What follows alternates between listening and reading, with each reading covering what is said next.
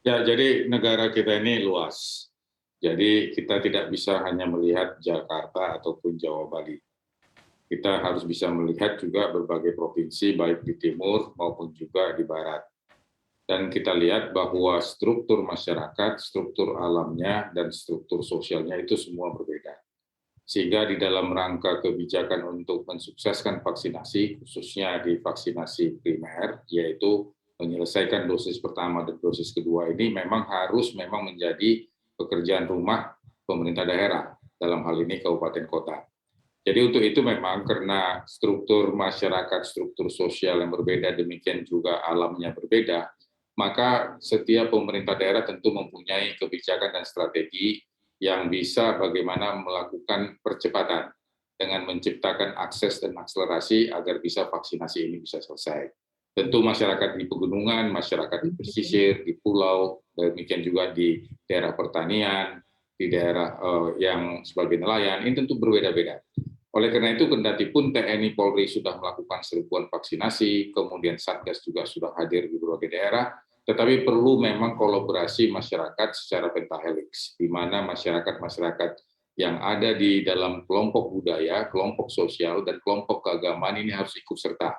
Dan Mhm. sebagaimana tadi kita dengar bahwa memang di Sulawesi Barat dan di Sulawesi Tengah dan berbagai provinsi yang ada di Indonesia Timur maupun juga di daerah Sumatera ada yang belum mencapai di 60%.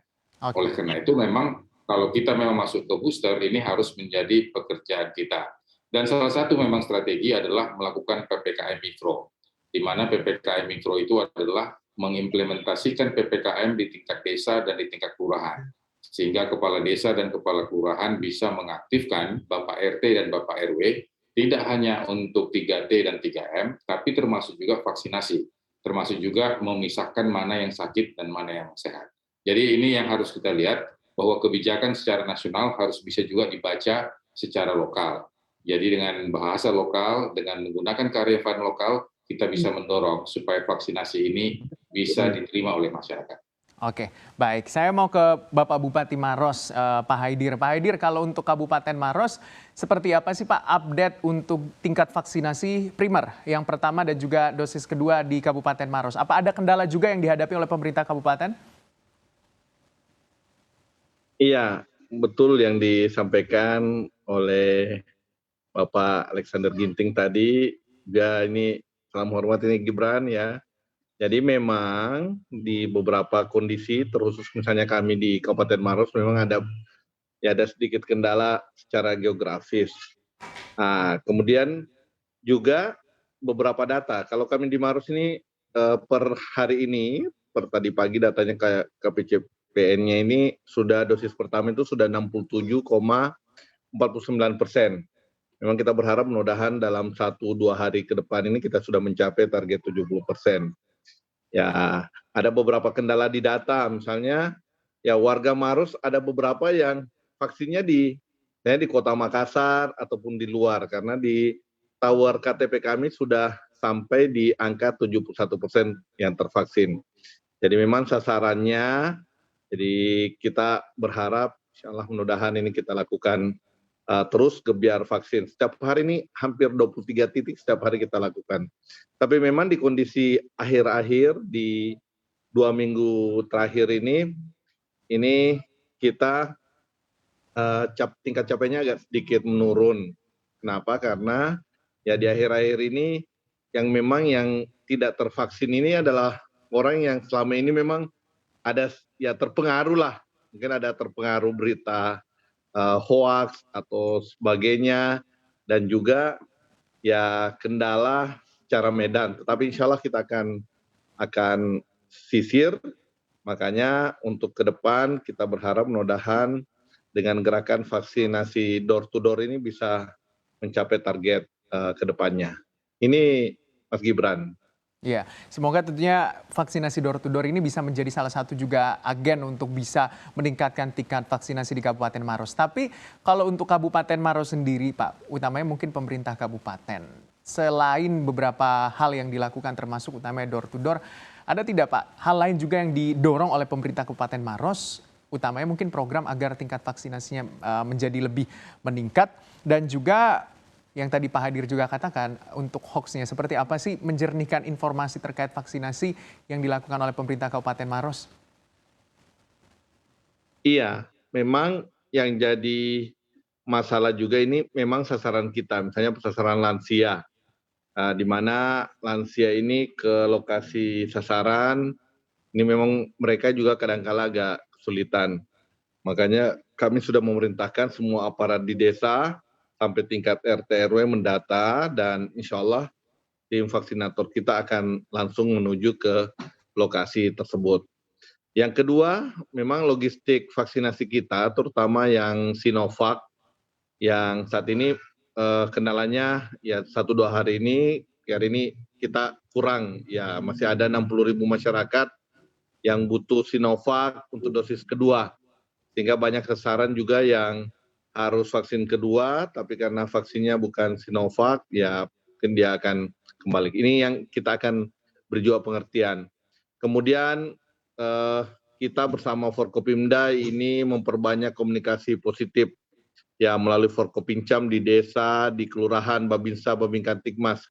Malah kami di pemerintah daerah ini sudah menganjurkan setiap ASN ini bisa membawa 5 orang sasaran untuk divaksinasi. Karena memang yang akhir-akhir ini yang tidak tervaksin ini dari awal memang mereka ya mungkin ada sedikit informasi yang keliru sehingga mereka tidak mau vaksin, sehingga kita memang sasarannya harus kita langsung sadarkan dari rumah ke rumah. Nah, ini yang kami lakukan 1-2 hari ini dan saya lihat efektif lah.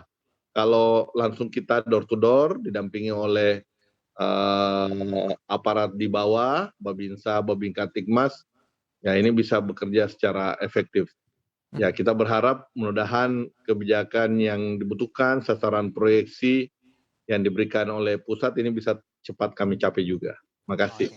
Ya, saya mau ke Pak Alex dulu. Pak Alex, mendengar tadi pemaparan Pak Bupati Maros tentunya. Seperti apa tanggapan Anda dan juga terkait dengan vaksinasi booster, seperti apa sih harus syarat apa atau ada KPI khusus begitu yang ditetapkan oleh pemerintah agar tentunya bisa mendorong juga tingkat vaksinasi booster seiring sejalan dengan vaksinasi primer?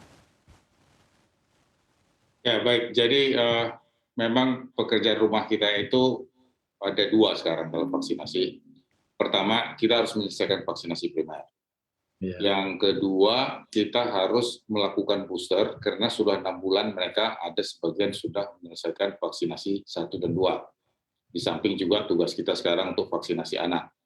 Jadi oleh karena itu memang yang paling penting adalah bagaimana mengejar lansia.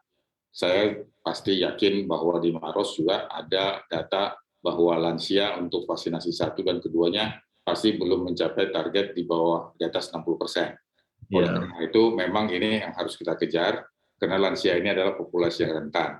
Tentu lansia ini bisa kita pacu dengan mengajak anak-anaknya. Anak-anaknya mendaftar, anak-anaknya yang mengantar, dan anak-anaknya yang menstimulasi supaya bisa divaksinasi. Dan yang berikut juga adalah bahwa untuk yang di populasi sektor publik, tentu ini ada berbagai kendala. Kenapa dia sudah vaksinasi 1 dan tidak melanjutkan vaksinasi kedua? Tentu ini oleh karena berbagai masalah, misalnya oleh akses, ataupun juga oleh ketersediaan mungkin di tempatnya tinggal dengan didomisili di tempat lain, mungkin ada yang berbeda. Yang ketiga juga adalah mungkin dia belum dapat suntikan Sinovac pertama, tapi untuk yang menunggu untuk Sinovac yang kedua, ini belum datang. Sehingga memang dalam hal ini, Kepala Dinas Kesehatan Kabupaten Kota dan Kepala Dinas Kesehatan Provinsi memang harus terus-menerus melakukan koordinasi di dalam supply dan cold chain. Dan ini harus bisa dilaksanakan sedemikian rupa untuk bisa diharmonisasi sehingga masyarakat yang datang tidak kecewa, sehingga bisa mendapatkan suntikan yang keduanya.